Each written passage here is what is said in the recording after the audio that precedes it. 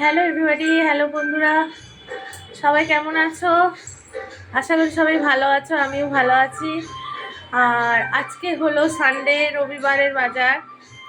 তো তোমাদেরকে আজকে দেখাই আমি যে বর বাজার থেকে কী কী এনেছে আর আজকে কী কী রান্না হবে। এই দেখো,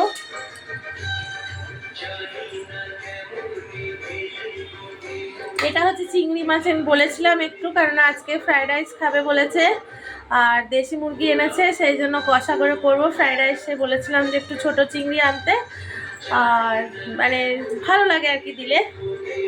আর এখানে আছে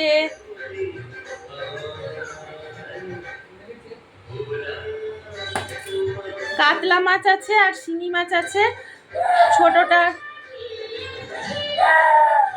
ছোটটার জন্য শিঙি মাছ আনতে বলেছিলাম, কেন কি অনেকদিন খাওয়া হয়নি ওর, সেই জন্য।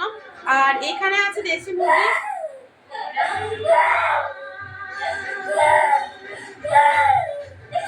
1.5 কিলো মতো আছে।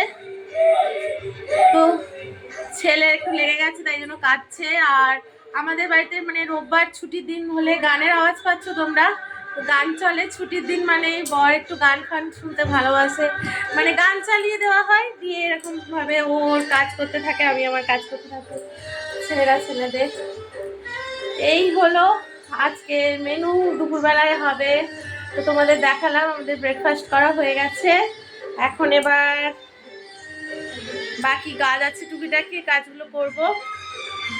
আর চলো এবার রান্না করতে হবে, বাকি কাজগুলো আমরা সব গুছিয়ে নিয়ে রান্না করতে হবে।